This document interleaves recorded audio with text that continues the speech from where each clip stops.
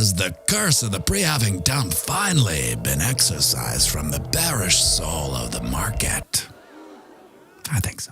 Bitcoin, crypto, morning tea. Hey. Good morning, everybody. My name's pianomattyb. That is Scaramucci's. This is your morning TA. A brief glimpse into the crypto markets where the sun's shining, where the winds blow.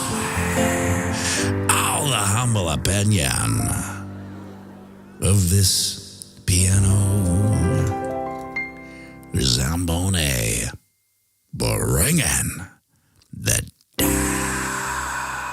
The Fomo index has jumped up to 81 from yesterday's 75. Bitcoin dominance is 51.9%. 24-hour volumes, 116 billion. The overall market cap, 2.68. Give or take 100 million. Well, that's what I call a great Monday. After a sticky open of uncertainty, the bids came back in, price action exploded up, but we talked about this, so it should have come as no surprise to anyone in this boutique community when Bitcoin price action, well, she had a little pump. Most important thing I'd like to see is the close a candle above. The fitting move in average up at 70.5. So my key level I'm keeping my peepers on is to get back up and over our channel's resistance. 69.3 and candlestick this wick. Back here at 70.5. Lord love a duck. She didn't do just that. After a couple of flat tires and red candles, price action said nah-uh and rocketed up and over our channel of eternal monotony's resistance and 69.3. Then candlestick this wick back here, not once, but twice, picking out 71.5 and has petered out to a time of production. 70.7. Back up and over all three moving averages and leaving behind a cute little bull flag whose price probability is, and sing it with me now. Oh, you take the pull, you slide it all, break a point, and then we're all at 75.8, aka all-time high, aka price discovery extravaganza. Now over on the ding-dong. You can see we blasted through our symmetrical triangle of neutrality's exit point, continuing up to slaughter our channel of eternal monotony's resistance at 69.1 and are currently at the 50-yard line of our new channel. Is that a data alert? Yes, it is. Seems we have a friendly reminder that the MACD, she's about to cross bullish once again. The last time we crossed back bullish on February 27th, we ended up carving out a 35% gain. Now, and I say if we were to see the same amount of bullish oompah from this cross, where would a 35% gain take us from here? Well, that would be way up at 95.5-ish. I shouldn't rain on this bullish parade, but I'd be remiss not to point out that under normal market conditions, there would be a high probability of seeing a retrace back to test support down at 69.1, which in this chart's case is also the 23.6% fib. So there is a double word bearish score on that level. But, my friends, That's under normal market conditions. And being 23 days from the halving, we are not only under abnormal market conditions, we are in complete, uncharted territories. Can you feel the bullish wind upon your face? Would you look at that, my friends? The sun's up. It's another beautiful day here on planet Earth. A day none of us are guaranteed, but yet we're lucky enough to have anyway. So get out there, knock 'em dead, and remember, we're playing the same game as our psychopathic elected elites. That's right, it's the long game. Suss 'em out and have a fantastic day. And we'll be going live right away, so grab yourself a coffee. Join me for a quick one, and by all means, sing it with me now. Around the banks of boom to spang, Bitcoin, crypto, morning tea. Hey, whoa, cha-cha-cha-ching.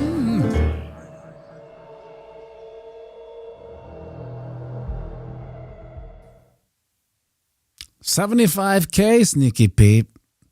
Does sound fun. $95K, I would argue sounds more fun. $105K, well, I guess it's probably a lot more fun than 95 or 75. And guess what? Can you imagine the FOMO hell that's going to be unleashed on the market at $100K?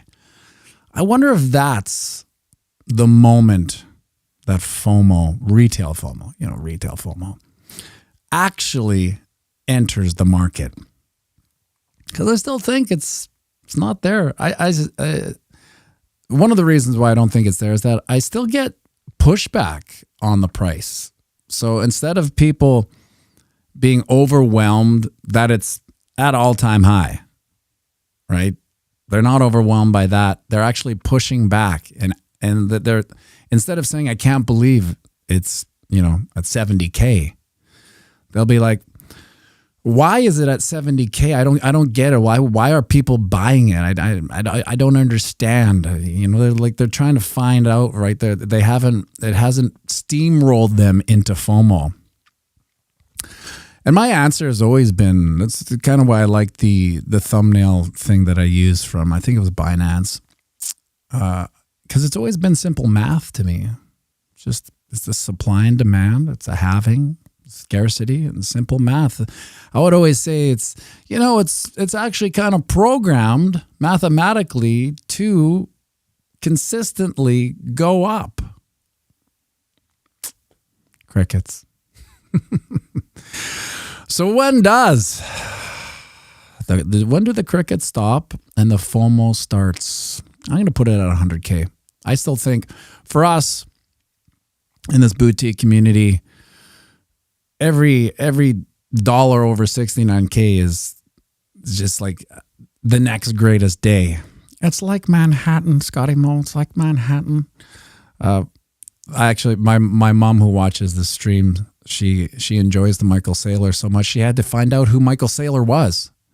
And then when she found out who Michael Saylor was, she was like, "Well, gosh, you do kind of sound like him, and in a weird way, you kind of look like him too." And I thought maybe, the silver, foxish, black shirtish, maybe there's some similarities, but it's more on the boys, more in Manhattan. 71K, FOMO retail on the way, just hasn't arrived yet. I think it's going to be wild. There's a couple of bulls at the squash club that I usually sit around in the steam, and we delusionally, bullishly fantasize about what's going to happen. And in our minds, and maybe it's our bubble. I mean, the boutique community, you and I's bubble, that the upside to where Bitcoin can go is really, I mean, beyond infinity, because if the dollar is going to zero, Bitcoin's going to infinity. But where it can actually go on this bull run is uncharted territory. We don't really have an upside to it. We have models from past cycles that we can extrapolate into the future, but I really feel like things are different. This may be the bull run. This is the transfer. This is it. And after this bull run, we may see actual diminished returns on upsides moving forward because the big money will get in. Septa, you're more chiseled than Sailor. Thanks, Septa. Shayna Secrets. The real institutional FOMO, the banks. There is the final boss. The final boss of FOMO is countries. So when we see countries come in, not just El Salvador, not just El Salvador's neighbors, but we get the first major, let's say G7, if it were, country coming into Bitcoin, it's over $1 million. That's where it goes to $1 million.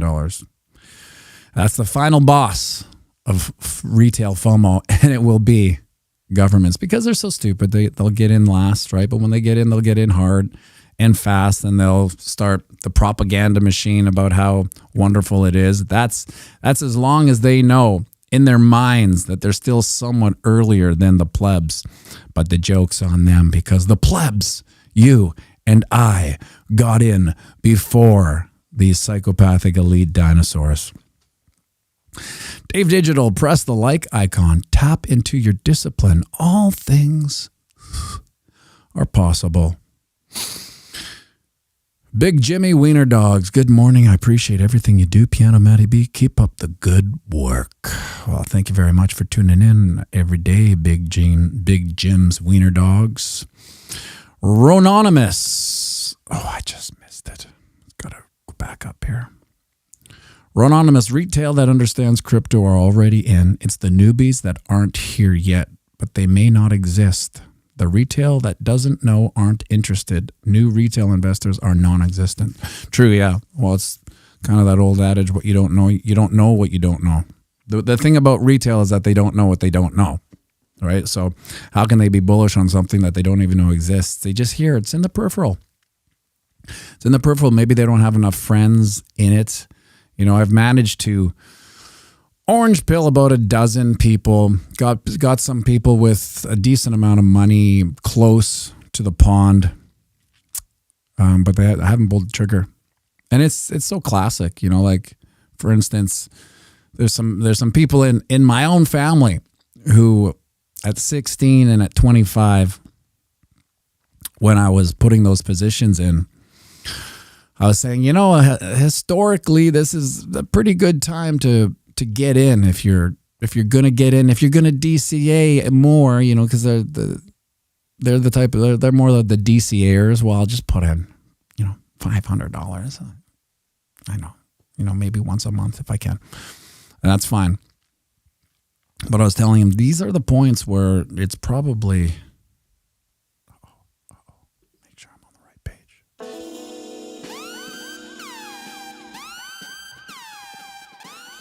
Where's the pedal? Good morning, Matty B. It's Noah Erickson. I'm sitting on a surfboard looking at the sun. It's a beautiful day in California.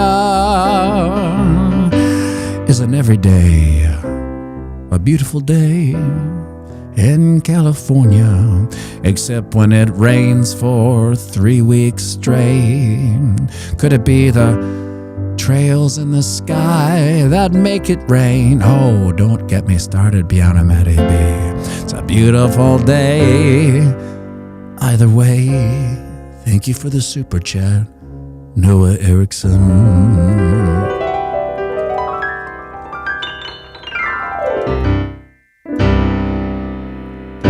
Thank you for the super chat, Noah. Again, on the surfboard, waiting for the wave coming in. What's that wave? Well, retail FOMO, I suppose. Coming at you hard. Don't miss that wave. Well, here's the thing. I guess we're still on the wave, aren't we? We're the first on the wave. We're the first of the retail gen pops. Is that the ding dong? Oh, I didn't set this up. Of all the things to not set up before a stream, it's where the charts are. The 4-hour noisy little. So let's move this. Get this thing right here. There we go. Get the green. I guess we could maybe move this green to here, but then we disappear some of the important stuff. Let's put it back here. That's more nice. That's nice. Yesterday, where's this red arrow? Let's do this right here so people, oh, come on, there we go. Yesterday, we were sitting right here. We had a little bit of a pump up and over the 50 and the 20 moving average. Here we go. We got the bullish cross on the 20 moving average as well. Now that goes way back. I would have to really distort all these graphics to go back to where the last time we crossed bullish, but we had quite a run. It was, so if we had 35% gain on the ding dong, I think our gain on the 4-hour chart was slightly more. It was about 45%.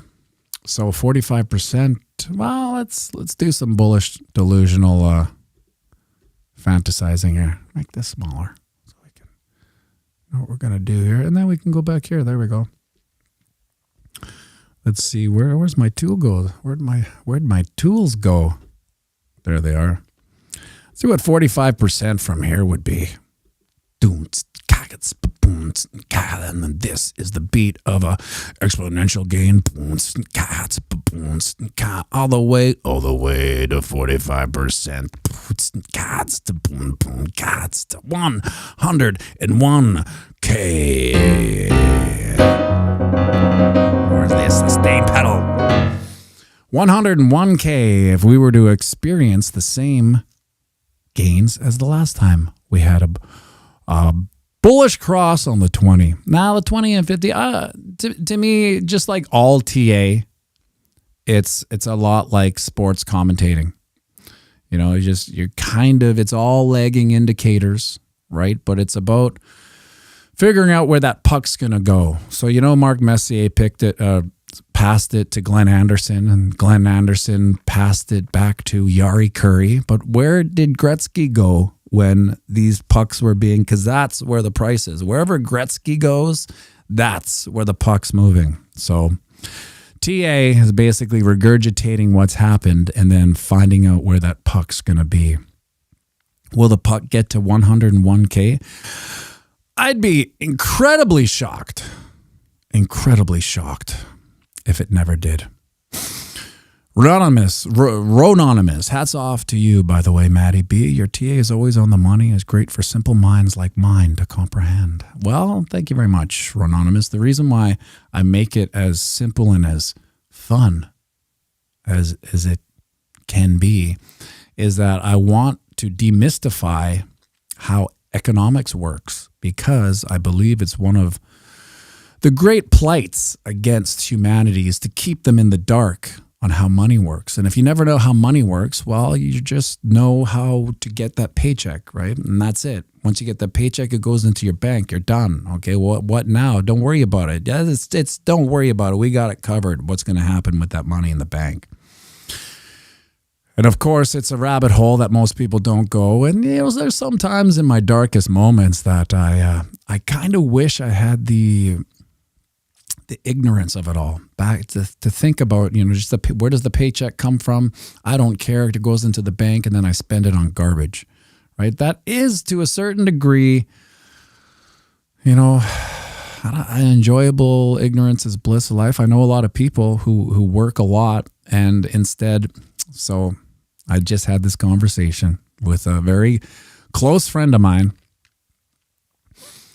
and they were going on a vacation because it's spring break, right? And I was like, biting the hand. Oh, and they're like, what? Like, well, you're not going to like this, but if it were me in this moment in time, right before the bull run of all bull runs, the greatest bull run we may ever see in our lifetime, bite the hand, maybe cancel that trip.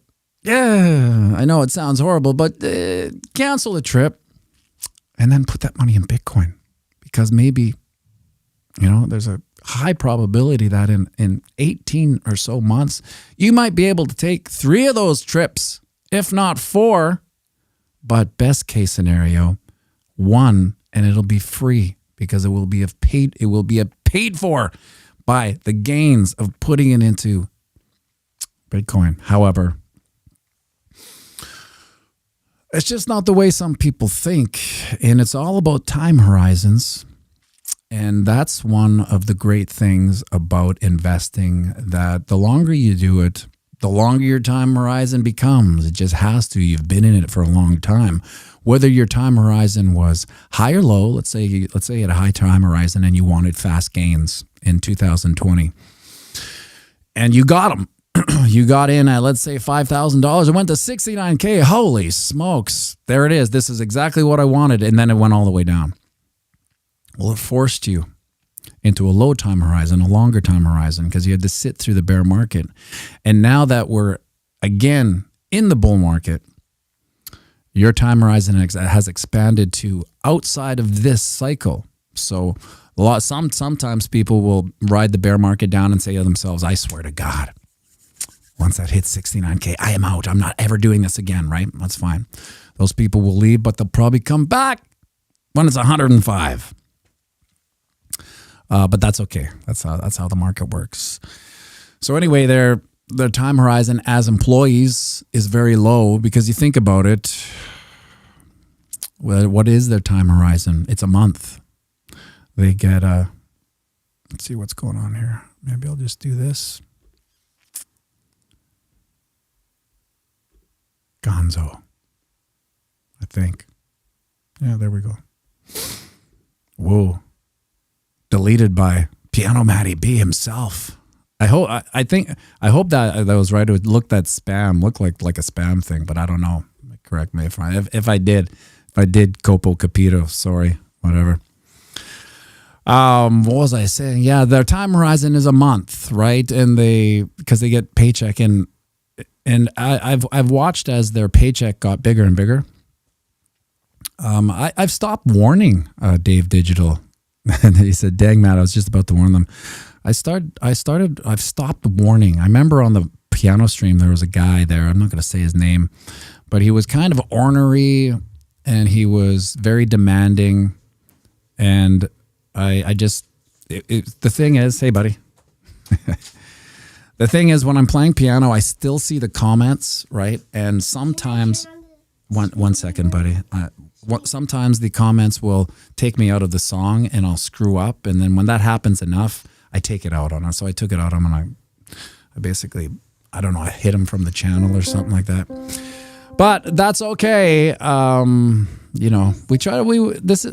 yeah. We want to keep this channel as you're going to probably pull something. There we go. Well, I want to keep this channel as positive as it can possibly be at all times, because why wouldn't you want to exist in a positive environment at all times? So that's what we do here, right, Duke? All right. Well, let's we got a super chat. So let's do a song. We can demonetize this bad girl, and jeez. Where's the super chat? Oh, it's up here. I can't touch the YouTube thing because it'll go all haywire on me. It was from Noah Erickson in California. Can you believe that? California. It's probably about to go surfing right now. I don't think I can find it. There it is. It says, good morning, Maddie. I'll wait. Okay, buddy.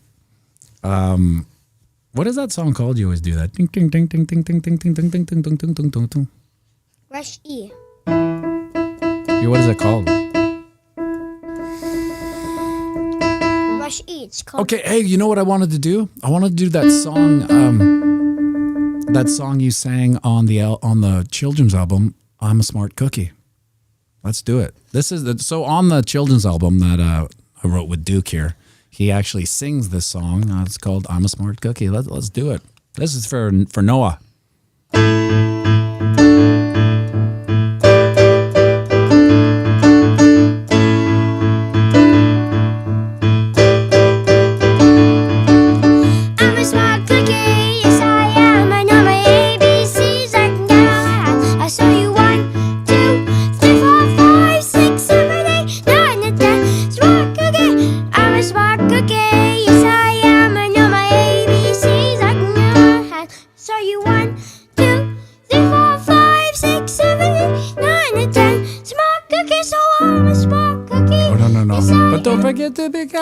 Don't forget to be kind. Just as important as being smart. Kind. Just as important as being smart. Like being smart in the heart. Be kind. Just as important as being kind. Being smart in the heart. I just am a smart cookie. Yes, I am. I know my ABCs. I can get on my hands. I saw you 1, 2, 3, 4, 5, 6, 7, 8, 9, and 10. Smart cookie, so I'm a smart cookie. Yes, I am. I'm a smart cookie. Yes, I am. Oh. Smart cookie. Smart cookie. Smart cookie. Smart cookie. I'm a smart cookie. Smart cookie. Smart cookie. Smart cookie. I'm a smart cookie. Nice. I'm a Smart Cookie, written by Duck Bodolowski. Nice job. Hey, let's do one more from the children's album. Let's do the heart jerker, the tear jerker. I love you, mommy and daddy. Let's do this one. He also sings this one on the album. Wait, what?